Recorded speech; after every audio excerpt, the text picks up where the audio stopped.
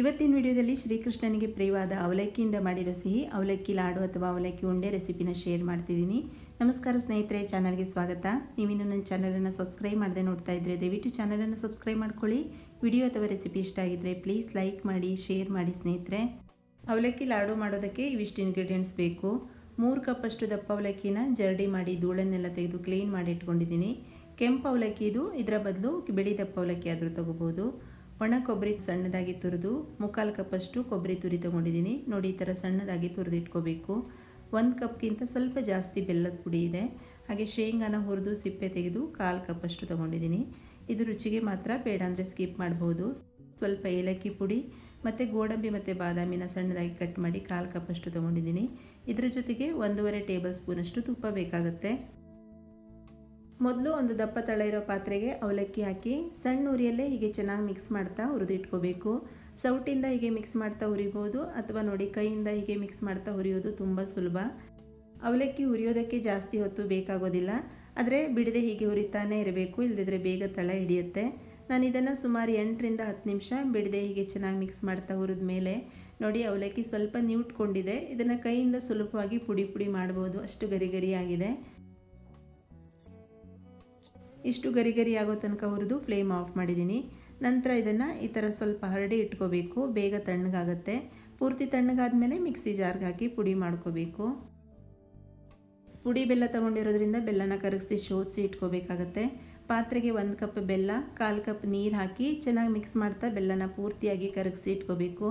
3 cup ಅವಲಕ್ಕಿಗೆ 1 cup ಬೆಲ್ಲ ಹಾಕಿದರೆ ಲಾಡು ತುಂಬ ಸಿಹಿ ಆಗೋದಿಲ್ಲ, ನಾರ್ಮಲ್ ಸಿಹಿ ಅಷ್ಟೇ. ಜಾಸ್ತಿ ಸಿಹಿ ಇಷ್ಟಪಡೋರಾದರೆ 3 ಕಪ್ ಅವಲಕ್ಕಿಗೆ 1/4 ಕಪ್ ಅಥವಾ 1.5 ಕಪ್ ಅಷ್ಟು ಬೆಲ್ಲ ಹಾಕ್ಬೋದು. ಪಾಕ ನೋಡೋದೇನು ಬೇಡ, ಬೆಲ್ಲ ಪೂರ್ತಿಯಾಗಿ ಕರಗಿದೆ. ಫ್ಲೇಮ್ ಆಫ್ ಮಾಡ್ತಿದ್ದೀನಿ. ಅಷ್ಟರಲ್ಲೇ ಹುರಿದಿರೋ ಅವಲಕ್ಕಿನೂ ಪೂರ್ತಿಯಾಗಿ ತಣ್ಣಗಾಗಿದೆ. ಮಿಕ್ಸಿ ಜಾರಿಗೆ ಹಾಕಿ ಪುಡಿ ಮಾಡ್ಕೊಳ್ತಿದ್ದೀನಿ. ತುಂಬ ಜಾಸ್ತಿ ನುಣ್ಣಗೆ ಪುಡಿ ಮಾಡಬಾರ್ದು, ಅಥವಾ ಜಾಸ್ತಿ ತರಿತರಿಯಾಗೂ ಇರಬಾರ್ದು. ಸ್ವಲ್ಪ ತರಿತರಿಯಾಗಿ, ಅಂದರೆ ನಾರ್ಮಲ್ ರವಾ ಹದಕ್ಕೆ ಪುಡಿ ಮಾಡ್ಕೋಬೇಕು. ಪುಡಿ ಮಾಡೋ ಮಿಕ್ಸಿ ಜಾರಲ್ಲೂ ಸ್ವಲ್ಪನೂ ನೀರಿನ ಅಂಶ ಇರಬಾರ್ದು. ನೋಡಿ, ಇಷ್ಟು ತರಿತರಿಯಾಗಿದೆ, ನಾರ್ಮಲ್ ರವಾ ಹದದಲ್ಲಿ ಪುಡಿಯಾಗಿದೆ. ಇದನ್ನೀಗ ಬೇರೆ ಒಂದು ಪಾತ್ರೆಗೆ ಹಾಕ್ತಿದ್ದೀನಿ. ನಂತರ ಅದೇ ಮಿಕ್ಸಿ ಜಾರಿಗೆ ಶೇಂಗಾನ ಹುರಿದು ಸಿಪ್ಪೆ ತೆಗೆದಿಟ್ಕೊಂಡಿದ್ವಲ್ಲ ಅದನ್ನು ಹಾಕಿ ಸ್ವಲ್ಪ ತರಿತರಿಯಾಗಿ ಪುಡಿ ಮಾಡ್ಕೋಬೇಕು. ಶೇಂಗಾ ಹಾಕೋದ್ರಿಂದ ಲಾಡು ತುಂಬ ರುಚಿಯಾಗುತ್ತೆ. ಇದರ ಬದಲು ಸ್ವಲ್ಪ ಹುರಿದಿರೋ ಎಳ್ಳನ್ನು ಕೂಡ ಹಾಕ್ಬೋದು. ನೋಡಿ, ಇಷ್ಟು ತರಿತರಿಯಾಗಿ ಪುಡಿ ಮಾಡಿ ಅವಲಕ್ಕಿ ಪುಡಿ ಇರೋ ಪಾತ್ರೆಗೆ ಹಾಕ್ತಿದ್ದೀನಿ. ಜೊತೆಗೆ 3/4 ಕಪ್ ಅಷ್ಟು ಒಣ ಕೊಬ್ಬರಿ ತುರಿ ಹಾಕಿ 3ಅನ್ನು ಚೆನ್ನಾಗಿ ಮಿಕ್ಸ್ ಮಾಡ್ಕೋಬೇಕು. ದಯವಿಟ್ಟು ಚಾನಲನ್ನು ಸಬ್ಸ್ಕ್ರೈಬ್ ಮಾಡ್ಕೊಳ್ಳಿ ಸ್ನೇಹಿತರೆ. ಈ ವಿಡಿಯೋ ಅಥವಾ ರೆಸಿಪಿ ಇಷ್ಟ ಆಗಿದ್ದರೆ ಪ್ಲೀಸ್ ವಿಡಿಯೋನ ಲೈಕ್ ಮಾಡಿ, ನಿಮ್ಮ ಫ್ರೆಂಡ್ಸ್ ಮತ್ತು ಫ್ಯಾಮಿಲಿ ಜೊತೆಗೂ ತಪ್ಪದೆ ಶೇರ್ ಮಾಡಿ. 3 ಚೆನ್ನಾಗಿ ಹೊಂದ್ಕೊಳ್ಳೋ ಥರ ಹೀಗೆ ಮಿಕ್ಸ್ ಮಾಡಿ ಇಟ್ಕೊಂಡಿದ್ದೀನಿ. ಮತ್ತೆ ಒಂದು ದಪ್ಪ ತಳ ಇರೋ ಪಾತ್ರೆ ತೊಗೋಬೇಕು. ನಾನಿಲ್ಲಿ ಅವಲಕ್ಕಿ ಹುರಿದಿರೋ ಪಾತ್ರೆನೇ ಉಪಯೋಗಿಸ್ತಿದ್ದೀನಿ. ಕರಗಿಸಿದ ಬೆಲ್ಲನ ಸೋಸಿ ಅದೇ ಪಾತ್ರೆಗೆ ಹಾಕಿ ನಂತರ ಸಣ್ಣೂರಿಯಲ್ಲೇ ಬೆಲ್ಲನ ಕಾಯಿಸಬೇಕು. ಬೆಲ್ಲದ ಪಾಕ ನೋಡೋದೇನು ಬೇಡ, ಸಣ್ಣೂರಿಯಲ್ಲೇ ಸ್ವಲ್ಪ ಹೊತ್ತು ಕಾಯಿಸಿದ ನಂತರ ಮೇಲೆ ಪೂರ್ತಿಯಾಗಿ ಚೆನ್ನಾಗಿ ನೊರೆ ಬರುತ್ತೆ, ಅಲ್ಲಿ ತನಕನೂ ಸಣ್ಣೂರಿಯಲ್ಲಿ ಕಾಯಿಸಬೇಕು. ಬೆಲ್ಲ ಕಾಯೋ ಹೊತ್ತಿಗೆ ಇನ್ನೊಂದು ಒಲೆಯಲ್ಲಿ ಗೋಡಂಬಿ ಮತ್ತು ಬಾದಾಮಿನ ಹುರಿದುಕೊಳ್ತಿದ್ದೀನಿ. ಒಂದು ಒಗ್ಗರಣೆ ಸೌಟಿಗೆ 1 ಟೀ ಸ್ಪೂನ್ ಅಷ್ಟು ತುಪ್ಪ ಹಾಕಿ, ತುಪ್ಪ ಬಿಸಿಯಾಗಿ ಕರಗಿದ ಮೇಲೆ ಸಣ್ಣದಾಗಿ ಕಟ್ ಮಾಡಿರೋ ಗೋಡಂಬಿ ಮತ್ತು ಬಾದಾಮಿನ ಹಾಕಿ ಸ್ವಲ್ಪ ಬಣ್ಣ ಬದಲಾಗೋ ತನಕ, ಗರಿ ಗರಿ ಆಗೋ ತನಕ ಹುರಿದು ಫ್ಲೇಮ್ ಆಫ್ ಮಾಡಿದ್ದೀನಿ. 3-4 ನಿಮಿಷ ಸಣ್ಣ ಉರಿಯಲ್ಲೇ ಬೆಲ್ಲನ ಕಾಯಿಸಿದ ನಂತರ ಚೆನ್ನಾಗಿ ಕುದೀತಾ ಇದೆ, ನೊರೆ ಬರ್ತಾ ಇದೆ.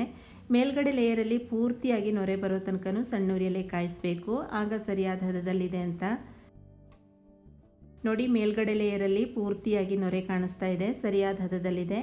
ಈ ಹಂತದಲ್ಲಿ 2 ಟೀ ಸ್ಪೂನ್ ಅಷ್ಟು ತುಪ್ಪ, ಅವಲಕ್ಕಿ, ಶೇಂಗಾ ಮತ್ತು ಕೊಬ್ಬರಿ ಪುಡಿ ಮಾಡಿ ಮಿಕ್ಸ್ ಮಾಡಿ ಇಟ್ಕೊಂಡಿದ್ವಲ್ಲ ಅದನ್ನು ಒಂದು ಕೈಯಿಂದ ಹಾಕ್ತಾ ಇನ್ನೊಂದು ಕೈಯಿಂದ ಸೌಟಲ್ಲಿ ಹೀಗೆ ಚೆನ್ನಾಗಿ ಮಿಕ್ಸ್ ಮಾಡ್ಕೋಬೇಕು. ಬೆಲ್ಲನ ಇನ್ನೂ ಜಾಸ್ತಿ ಹೊತ್ತು ಕಾಯಿಸಬಾರ್ದು, ಉಂಡೆ ಗಟ್ಟಿಯಾಗುತ್ತೆ. ಅವಲಕ್ಕಿ ಪುಡಿ ಹಾಕಿದ ಕೂಡಲೇ ಏಲಕ್ಕಿ ಪುಡಿ ಮತ್ತು ಹುರಿದಿರೋ ಗೋಡಂಬಿ ಬಾದಾಮಿನೂ ಸೇರಿಸಿ ಬೇಗ ಎಲ್ಲನೂ ಚೆನ್ನಾಗಿ ಮಿಕ್ಸ್ ಮಾಡಿ, ಎಲ್ಲ ಚೆನ್ನಾಗಿ ಹೊಂದ್ಕೊಳ್ಳೋ ಥರ ಮಿಕ್ಸ್ ಮಾಡ್ಕೋಬೇಕು.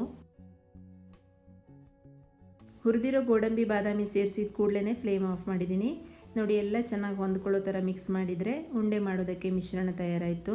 ಇದು ಸ್ವಲ್ಪ ತಣ್ಣಗಾದ್ಮೇಲೆ ಒಂದು 2-3 ನಿಮಿಷ ಬಿಟ್ಟು ಉಂಡೆ ಮಾಡ್ಬೋದು. 4-5 ನಿಮಿಷ ಆದಮೇಲೆ ಇದು ಸ್ವಲ್ಪ ತಣ್ಣಗಾಗಿದೆ. ಪೂರ್ತಿ ತಣ್ಣಗಾದ್ಮೇಲೆ ಉಂಡೆ ಮಾಡೋದು ಕಷ್ಟ ಆಗುತ್ತೆ. ಸ್ವಲ್ಪ ಬಿಸಿ ಇರುವಾಗಲೇ ಲಾಡು ಯಾವ ಸೈಜಿಗೆ ಬೇಕು ಅಂತ ನೋಡಿ ಮಿಶ್ರಣನ ತಗೊಂಡು ಹೀಗೆ ಉಂಡೆ ಮಾಡಿದ್ರಾಯಿತು. ಈ ಥರ ಸರಿಯಾದ ಲಾಡು ಶೇಪಲ್ಲಿ ಮಾಡೋದು ಕಷ್ಟ ಆಗ್ತಿದೆ ಅನಿಸಿದರೆ ಕೈಗೆ ಸ್ವಲ್ಪ ತುಪ್ಪ ಒರೆಸ್ಕೊಂಡು ಉಂಡೆ ಮಾಡ್ಬೋದು, ಸುಲಭ ಆಗುತ್ತೆ. ನೋಡಿ ಶ್ರೀಕೃಷ್ಣನಿಗೆ ಪ್ರಿಯವಾದ ಅವಲಕ್ಕಿ ಮತ್ತು ಬೆಲ್ಲದ ಲಾಡು ತಯಾರಾಯಿತು. ಇದೇ ರೀತಿ ಬಿಸಿ ಇರುವಾಗಲೇ ಎಲ್ಲ ಉಂಡೆನೂ ಮಾಡಿ ಇಟ್ಕೊಂಡಿದ್ದೀನಿ. ಲಾಡು ತುಂಬ ಮೃದುವಾಗುವಲ್ಲ, ಗಟ್ಟಿಯಾಗುವಲ್ಲ, ಮಧ್ಯಮದಲ್ಲಿ ಚೆನ್ನಾಗಿ ಬಂದಿದೆ. ಸ್ನೇಹಿತರೆ, ನೀವು ಕೂಡ ಹಬ್ಬದ ದಿನ ದೇವರ ನೈವೇದ್ಯಕ್ಕೆ ಸುಲಭವಾಗಿ ಅವಲಕ್ಕಿ ಲಾಡನ್ನು ಮಾಡ್ಬೋದು. ತುಂಬ ರುಚಿಯಾದ ಆರೋಗ್ಯಕರವಾದ ಲಾಡು.